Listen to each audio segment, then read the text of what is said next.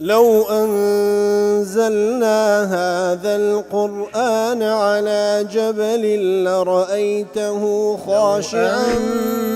أنزلنا هذا القرآن على جبل لرأيته خاشعا أنزلنا هذا القرآن على جبل لرأيته خاشعا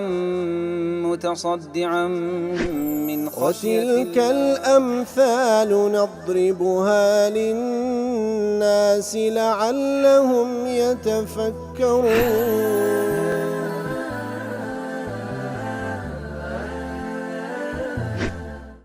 الحمد لله والصلاة والسلام على رسول الله وعلى آله وصحبه ومن والاه. السلام عليكم ورحمة الله.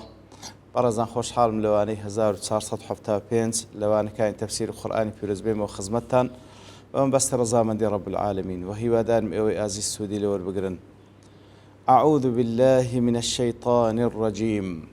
بسم الله الرحمن الرحيم. وما أنزلنا عليك الكتاب إلا لتبين لهم الذي اختلفوا فيه وهدى ورحمة لقوم يؤمنون. ديار مناسبة وآيات الآيات كان بيشوتر ابن عاشور ضلي ذكر تعالى أنه مع هذا الوعيد الشديد المتقدم كاتلقل أو هرشاني بيشوتر كخواي قول لك سانج بباوري كرد إنذا قد أقام الحجة وأزاح العلة. إنذا لقال أواج بنادني أو كتابة خواهي قول إقامي حجة كرده هيد علتي شبزينيشته لبوي كسانق إيمان نينن بقاعدة لي لما كان حاصل ما مضى الخلافة والضلال والنقمة كواتا حاصلي أويكوا باسكرا لا أتكان كخواي قور باز لخلاف لقمرائي وعرفها لا توري خواي قور برامبر بأواندا كان كأنه قيل فبين لهم وخوفهم ليرجعوا كاتلي دا وكأنما خواي قور بيان دا فرمي دي لبيان بيان بك وبيان ترسين تاو كبقرين ولو قمرائية فإنا ما أرسلناك إلا لذلك لبرهشتك روان ما نكردي إلا لبو بيان كرد النبي. وما أنزلنا عليك الكتاب أي وما أنزلنا عليك القرآن يا رسول الله لبرهيش تيكنية أو قرآن ما لبدا بزاند يا رسول الله إلا لتبين لهم الذي اختلفوا فيه إلا من أجل أن تبين للناس بواسطة بيانات هذا القرآن ما اختلفوا فيه من الدين كواتا لبرهيش تيكتو مننا يا رسول الله إلا تاوكو لبو خلشي بيان بكي بچی بيان بكي بو قرآنو بو رونكرنواني كوا لو قرآن داهاتيا ما اختلفوا فيه من الدين لبيان رون بكيو أو اختلافاتي كوا أوان لدين ليان بيدابوا فترشدهم إلى الحق والصواب إتلا ريقاي بيانات ورونكرنواني أو قرآن رينمونيان بكي برو حق راستي شو كاني دلي أوي أوان كخواي ورد فرمي الذي اختلفوا فيه دفرمي أو الذي اختلفوا فيه تسيوي أو أنت إذا اختلاف ينهبه لا توحيد يكتاب برستي لا مسألة زنديبونوا وهرها الأحكام الشرعية كان ابن كثير ضلي القرآن فاصل بين الناس في كل ما يتنازعون فيه قرآن براستي يقلا كروي لنيوان خلشي لهم أوشتاني كوا خلق تيدا تشمو خلافيان هي وهروها وهدى ورحمة لقوم يؤمنون أي وأنزلنا القرآن هاديا للقلوب من كل ضلالة وهروها القرآن مرة ونكرده هداية لبود لكان لهمو قمرايك وكو هداية نزاتي عنده ورحمة في الدنيا والآخرة ورحمتش لدنيا والآخرة بلام لوشي لقوم يصدقون بما فيه لبو كسانك هداية ورحمة كبراستي دزان إيمانيا فيه ويقرون بما تضمنته ويعملون به وهلو هادان بو حقيدنين كوا تيدا لو قرآني وكاري بيذا كان لبو أوان هداية ورحمة. ابن عاشور ضلي فالقرآن أهم مقاصده هذه الفوائد الجامعة لأصول الخير کەواتە قورئان لە گرنگترین مەبەستەکانی ئەو فەوائد و سوودانەیە کەوا هەموو بنەماکانی خەیری لە خۆی گرتیە، وهي كشف الجهالات لەوانە ڕوونکردنەوە و لابردنی نەفامیەکان، والهدى إلى المعارف الحق ڕێنمونیە لە بۆ هەموو زانراوە حەقەکان، وحصول أثر ذينيك الأمرين ولنتيجي بەدەستهێنانی ئەو دوو کارە ئەویش ئەوەیە وهو الرحمة الناشئة عن مجانبة الضلال واتباع الهدى. ئیتر ئەو ڕەحمەتەیەکەوە پەیدا دەبی لە نەتیجەی دوورکەوتنەوە لە گومڕایی و هەروە ئیتیباع و شوێنکەوتنی هیدایەت. پاشان الله دەفەرمی، الله تعالى دەفەرمی والله أنزل من السماء ماء فأحيا به الأرض بعد موتها إن في ذلك لآية لقوم يسمعون. دار مناسبة وآت لقلوا بيشوتر وكرازي دلي أنه لما كان المقصود الأعظم من هذا القرآن العظيم تقرير أصول 4 ما بستي هرقورة لو قرآن عظيمي تحقيق كردنو باس كردنو بيان كردني تسار بنماي قورية يكم الإلهيات باز لوشتاي كوا درباري خوايا سبحانه وتعالى خوايتي وإلهيتي الله تعالى وهروها باز لبيغمبرياتية وباز لمعاد زندي بونوية وباز لإثبات كردني قضاء وقدر وتوانا ود صلاة خوايا. والمقصود الأعظم من هذه الأصول 4 تقرير الإلهية لنا أو تسارس قرنكترينيان براستي باز كردني إلهيات أو كتابة بمسألة خوايتي الله تعالى. فلهذا السبب كلما امتد الكلام في فصل من الفصول في وعيد الكفار لو يتمشاذكي لهر تشندري لهر مقطعك لسن آتك خواي جور سبحانه وتعالى باز لكافركان وهرش كردن لكافركان دكا عاد إلى تقرير الإلهيات تقريته باز لا أوشتانك وبيوست بخواتي الله تعالى دكا بقاعدة لي. فشرع في أدلة الوحدانية والقدرة والفعل بالاختيار المستلزم للقدرة على البعث على وجه غير المتقدم. كواتلير دا الله تعالى باز لبلغكاني وحدانيتي خويدك وباز لقدرته دا صلاة خويدك وباز لو ذكا كخواي جور سبحانه وتعالى باختياري خوي أو باختياري خوي أوي كبير أنزامي ددا كهر هموي بلغن لسر بيوزبوني أو حقتيك الله تعالى تواناي هي لسر زندي كردنوا. وقال قولا جامعا في الدليل بين العالم العلوي والعالم السفلي كوا تخوي جور سبحانه وتعالى بلغيتشي زور جامع دينتوا لسر أوي كوا خوي جور سبحانه وتعالى لعالمي علوي ولعالمي سفلي كهموي دا صلاتي خوي جوري سبحانه وتعالى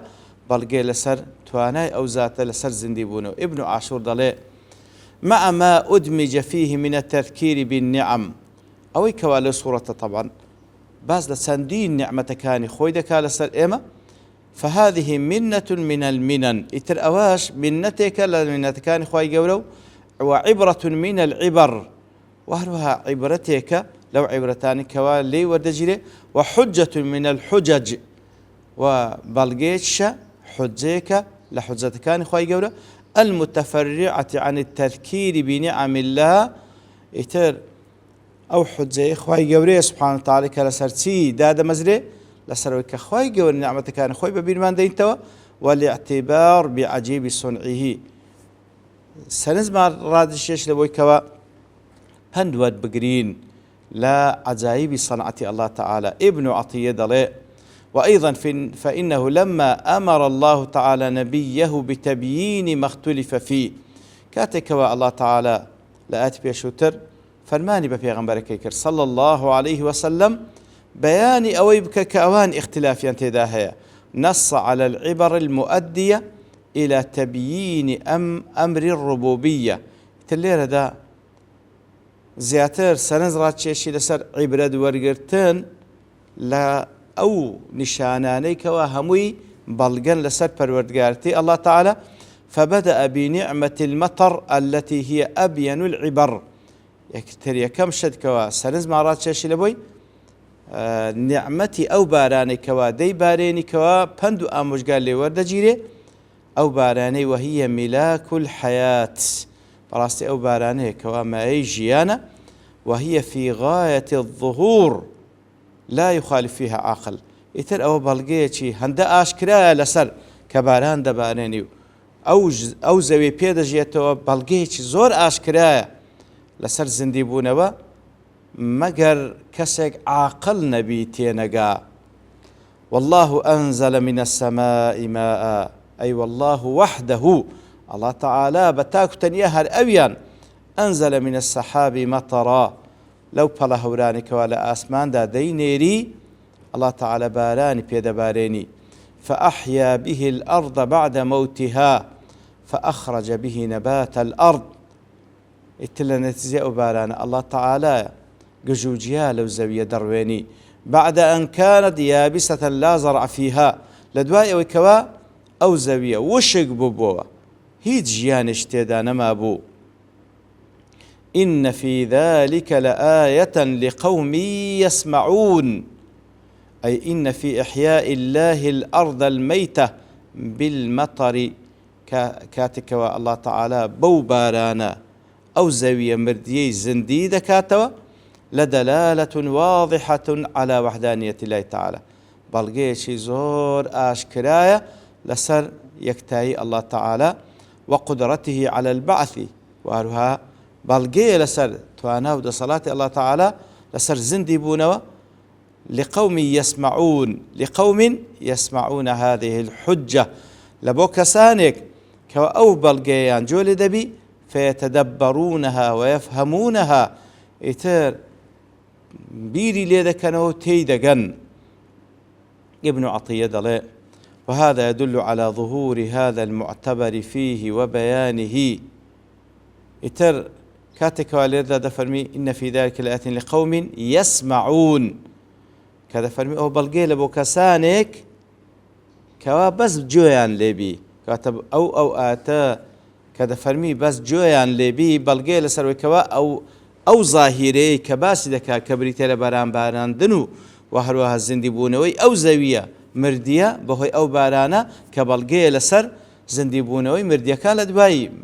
أو كوا أخوي قول بريادة دا تفرمي هندا أشكرا لا يحتاج إلى تفكر ولا نظر قلب فيست ببير كرنوانية فيست وانية كوا أو دلت في بابنا فكر اللي بكاتو وإنما يحتاج المنبه إلى أن يسمع القول فقط بس أو هندا جوي لبي أو هندا كافية كوا بالقودة صلاتي خواي قورة لبيش ساوي أو زور بأشكرا وبروني واضح بي أو خواي كوا أو خاك مردية بو بارانا زندي دكاتو بتوانا كوا مردية كان لروج قيامة زندي بكاتو دويدا فرمي يسمعون بس بيشتان بس سمعة بس هسترا بقرا تيدا قي شربيني دلي وقيل بالمراد السماع تدبر وإنصاف ونظر دلي ما بس لو يسمعون سمعك بيستني كوا بيركرنوي لدوا دابيو إنصاف لدوا دابيو وهروها وردبونوي تدابي لأن سماع القلوب هو النافع لا سماع الأذان لأن بروي أوي كوا سودي هيا دلكان ببيستن نكتنها جوية كان بيستن فمن سمع آيات القرآن بقلبه وتدبرها هركسك كان قرآن بيروس بدلوا جوي لبي بيري شريب كاتوا لو حارتي انتفع سود لي وردقري ومن لم يسمع بقلبه بلام أجر كسك بابا جوي لبي بلام بدل جوي لي رانقري فكأنه أصم لم يسمع وكوي كربي هر جوي لي نبوبي فلم ينتفع بالآيات يتر أو كسا أجر بدل جوي لي رانقري بشوي كوابيري لي بكاتوا براستي السود لآتكان ودناقري يتر براستي أواش يكل بلقكاني ده صلاتي خواي قوري سبحانه وتعالى يقلب القكان لسر وحدانيتي الله تعالى كأو بارانا دباريني أو زاوية بتشيويك زندي دكات ولدواي أوي كوا مردبو يتربو الشيوية خواي قوري سبحانه وتعالى وكذا فرمي لسندين آتي ديكا كذلك يحيي الله الموتى بوشيوية مردي كان الزندي دكاتوا. وصلى الله وسلم على نبينا محمد وعلى آله وصحبه أجمعين، وآخر دعوانا الحمد لله رب العالمين. لو أنزلنا هذا القرآن على جبل لرأيته خاشعا أنزلنا هذا القرآن على جبل لرأيته خاشعا أنزلنا هذا القرآن على جبل لرأيته خاشعا متصدعا